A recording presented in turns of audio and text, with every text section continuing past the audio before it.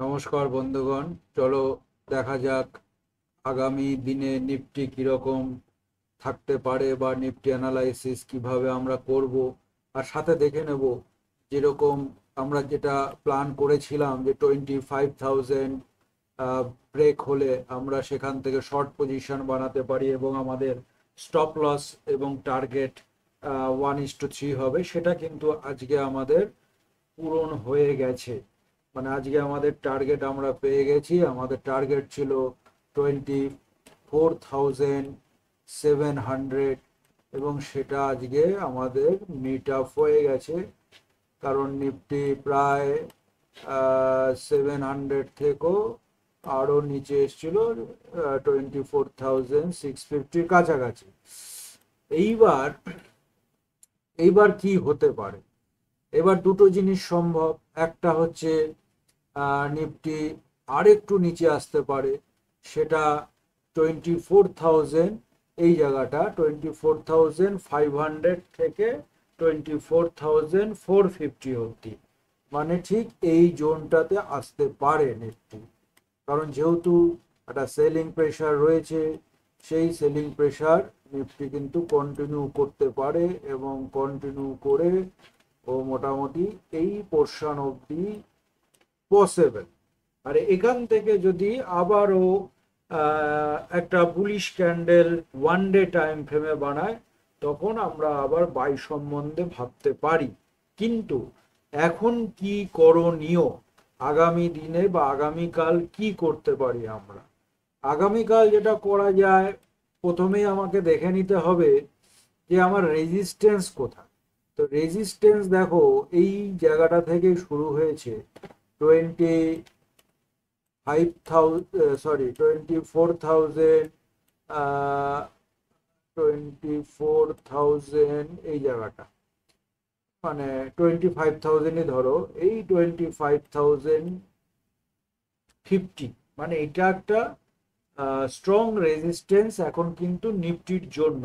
কারণ কি কি জন্য আমি এখানে স্ট্রং রেজিস্ট্যান্স বলবো, তার পিছনে কারণটা কি? তার পিছনে কারণ হলো, এখান থেকেই কিন্তু দেখো বেশ কিছু ক্যান্ডেল বানিয়ে যেটা সাপ্লাই তৈরি করেছে। সাপ্লাই মানে যেখান থেকে লিকুইডিটি তৈরি হয়েছিল নিফটির, যে ও শর্ট, মানে যারা বড় বড় প্লেয়াররা এখান থেকে শর্ট বানিয়েছে। এবং সেটা আমরা কি করে বুঝছি? কারণ নিফটি একটা ব্রেক অফ স্ট্রাকচার, মানে এই জায়গাটাকে আগের দিনও আমরা প্রাইস অ্যাকশনটাকে বোঝার জন্য এইখানে একটা মার্ক করে বুঝিয়েছিলাম।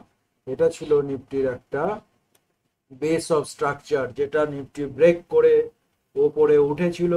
এবং ঠিক এই পোর্শনে এসে কয়েকদিন নিফটি এখানে এই জায়গাটাতে হোল্ড করার চেষ্টা করেছিল, কিন্তু পারেনি। এই জায়গাটা ভেঙে গেছে। ভেঙে যাওয়ার পরে নিফটি আবার নিচের দিকে যাত্রা শুরু করেছে। সেই জন্য তৈরি হয়ে গেছে এখানে বেশ কিছু লিকুইডিটি বা সাপ্লাই জোন, যার জন্য আমরা এখান থেকে সেলের কথাই ভাববো, নট কি বাই। বাই কখন হবে? ঠিক এর ওপরে 25,250 ওপরে যখন নিফটি ট্রেড করবে, তখনই একমাত্র আমরা বাইয়ের কথা মাথায় আনবো। আদারওয়াইজ এখানে কোনো বাইয়ের কথা আমরা মাথায় আনবো না। তাহলে এখন কি করব? বসে থাকবো? অবশ্যই কালকের দিনটা যেহেতু আমরা আজকে যারা ট্রেড করেছি, 25,000 ব্রেক হয়ে 15 মিনিট ক্যান্ডেল ক্লোজ হওয়ার পরে একটা পুল ব্যাক এসছিল, সেখানে আমরা যারা ট্রেড নিয়েছি তারা তারা আজকে আমাদের তারা আমরা যারা ট্রেড নিয়েছিলাম, তারা আজকে আমরা প্রফিট বুক করেছি, আমাদের টার্গেট ম্যাচ করেছে। সেই জন্য আমাদের ওয়েট করতে হবে। এবার কিভাবে ওয়েট করব? সিম্পল ভাবেই ওয়েট করব। সিম্পল ভাবটা কি? এইখানে যদি কালকে ধরো এইখান থেকে আমি ধরে নিলাম কালকে নিফটি আরেকটু নিচে আসলো, এই সব জায়গায়, এইসব জায়গায় 24,600, এইখানে এসে নিফটি একটা বুলিশ ক্যান্ডেল বানাল। এরকম টাইপের একটা ক্যান্ডেল নিফটি ধরে নিলাম কালকে বানালো। তাহলে আমরা কি করব? তাহলে আমরা করব কি, নেক্সট ডেতে, কালকে আর কিছু করছি না, যারা আমরা পজিশনাল বা সুইং ট্রেড করি তারা কালকে কিচ্ছু করব না, জাস্ট মার্কেটে বসে ওয়াচ করব এন্ড অফ দ্য ডেতে ওয়ান ডে ক্যান্ডেলটা কিভাবে তৈরি হচ্ছে।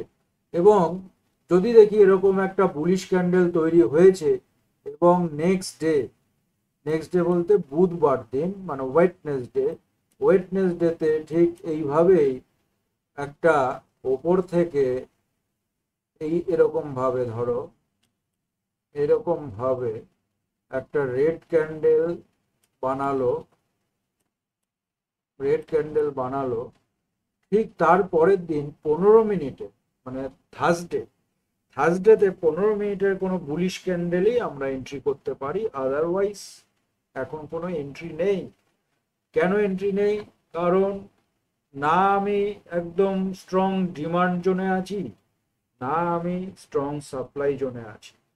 সেই জন্য এখন আমার, আর যদিও আমি এই জায়গাটা, এটা নো ট্রেডিং জোন, কারণ এখান থেকে ফার্স্ট ও গিয়ে হিট করবে ওই ধরে নাও, যদি এখান থেকে আরো ফলিং হয় তাহলে ওই 500 থেকে, মানে 24,500 থেকে 450, মানে এই পোর্শনটা, এই যে এখানে আমরা যেটা এখানে যেই হরিজন্টাল লাইনটা টানলাম, ঠিক এই জায়গাটা এসে ও আবার এখান থেকে সাপোর্ট নিয়ে আবার বুলিশ ক্যান্ডেল যদি বানায় তাহলে এখান থেকে আবার আমরা এন্ট্রি করতে পারি, কারণ এই পুরো পোর্শনটা একটা ডিমান্ড জোনেই চলে আসবে। এখন যে সব জায়গায় নিফটি ট্রেড করছে এই পুরো পোর্শনটাই একটা ডিমান্ড জোন। দেখো এখান থেকে নিফটি কিন্তু যখন ওঠার হয়েছিল এইসব পোর্শন থেকে নিফটি উঠেছে, তো এইটা একটা ডিমান্ড জোন হিসাবে কাজ করছে। এখান থেকে এই নিফটি বায়ার্সরা নিফটিকে উপরে নিয়ে গেছিল এবং সেলার্সরা আবার ওপর থেকে নিচে নিফটিকে নিয়ে এসছে, এবং নিয়ে এসে যেই স্ট্রাকচারটা ব্রেক করেছিল সেই স্ট্রাকচারের ভেতরে আবার ফেলে দিয়েছে। এবার সেই জন্য কি করবে, এখানে এখানে আমাদের তো টার্গেট পূরণ হয়ে গেছে, এবার আমরা ওয়েট অ্যান্ড ওয়াচ। যদি আবার একটা তোমার আপসাইড হয়ে নিফটি আবার যদি থেকে এই পোর্শন থেকে আবার যদি কোনো সেল ক্যান্ডেল বানায় তাহলে কিন্তু আমরা আবার খুব সুন্দর এন্ট্রি পেয়ে যাব। সেই জন্য আমরা ওয়েট করব সেল করার জন্য, কারণ মার্কেট এখন সেলিং এ আছে।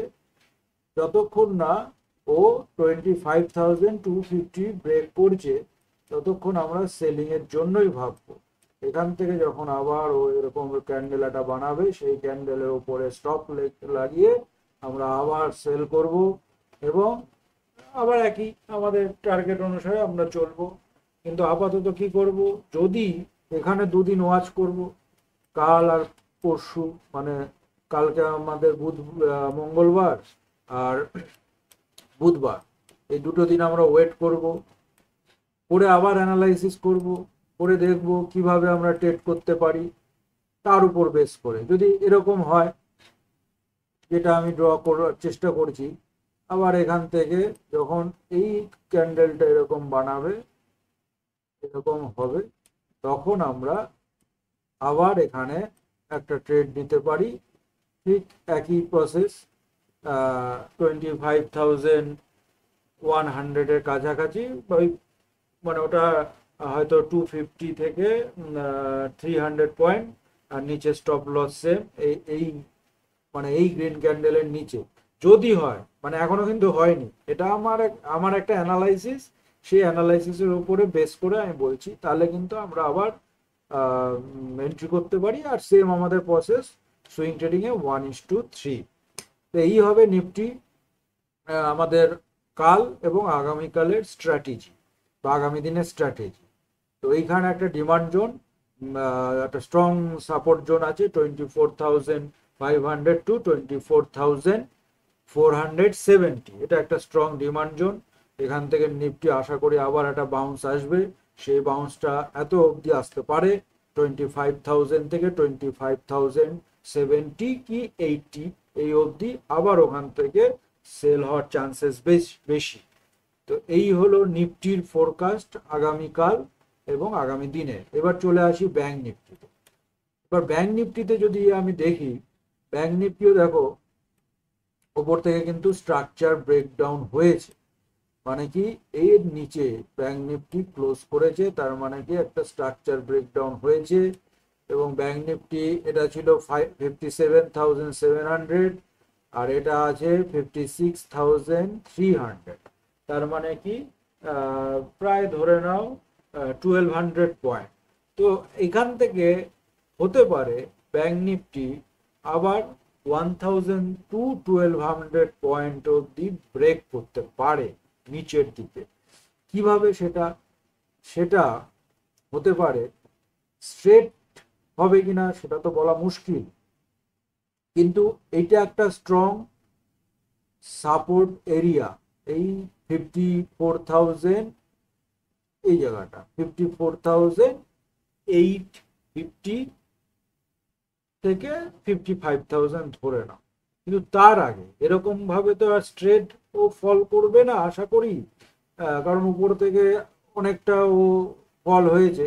তার আগে যেটাও করতে পারে, অ্যাজ পার মাই ভিউ, ও এইখানে এই 55,700 এসে ও একটা বুল ক্যান্ডেল বানাতে পারে। কারণ এই জায়গাটাই হলো, আমরা যদি এখানে একটা মার্ক করি, মার্ক করলে দেখতে পাবো এই পোর্শনটা, এই পোর্শনটা ব্যাংক নিফটিতে একটা বেশ মোটা সাপোর্ট রয়েছে। এবং আমরা যদি একটু 4 আওয়ার ক্যান্ডেলটাকে একটুখানি দেখে নিই কিরকম আছে, তাহলে আর একটু আইডিয়াটা আমাদের ক্লিয়ার হবে। আরএসআই তো 1 ডে ক্যান্ডেলে নিচের দিকেই আছে। এবার যদি আমরা 4 আওয়ার ক্যান্ডেলে দেখি, তাহলে আমরা দেখতে পাবো নিচের দিকে আর একটু স্কোপ আছে নিচের দিকে যাওয়ার। তো সেক্ষেত্রে এইটাই হচ্ছে ব্যাংক নিফটির একটা লিকুইডিটি এসছিল, লিকুইডিটি মানে আপসাইডে, মানে ডিমান্ড তৈরি হয়েছিল এই 55,600 to 700, এই জায়গাটার থেকে একটা ডিমান্ড তৈরি করে ব্যাংক নিফটি ওপরে দিকে উঠেছিল। তো হতে পারে এখান থেকে ও আবার একটা বুলিশ ক্যান্ডেল বানাতে পারে, কিন্তু ওপর দিকে কিন্তু আবার একটা ওর রেজিস্ট্যান্স তৈরি হয়ে গেছে। সেই রেজিস্ট্যান্সটা এইখানে, এই জায়গাটা, এই জায়গাটা দেখো 56,000 এই 600 থেকে কিন্তু একটা ভালো রেজিস্ট্যান্স তৈরি হয়েছে, কারণ এই স্ট্রাকচারটাকেও ব্রেকডাউন করেছে। এই স্ট্রাকচারটা ব্রেকডাউন ব্যাংক নিফটি করে দিয়েছে, এবং সেই জন্য হতে পারে ব্যাংক নিফটি এখান থেকে একটা বাউন্স হয়ে আবারও নিচে এইভাবে আসতে পারে। তো আমরা কি করব, আমরা যারা পজিশনাল ট্রেডার বা সুইং ট্রেডার তারা কি করব সেইটা এখন আমাদের দেখতে হবে। আমাদের যেটা দেখতে হবে, ওয়েট। ওয়েট কি জন্য করব? ওয়েট করব এই জন্যই, ব্যাংক নিফটি একটা রিট্রেসমেন্ট। যদি এইখানে 500 পয়েন্টের একটা ও রিট্রেস এখান থেকে এইভাবে করে আবার এখান থেকে একটা যদি সেল ক্যান্ডেল বানায়, আমরা সেলিং করব। মানে আমি কিন্তু বলছি 2-3 দিনের অথবা 3-4 দিনের ভিউতে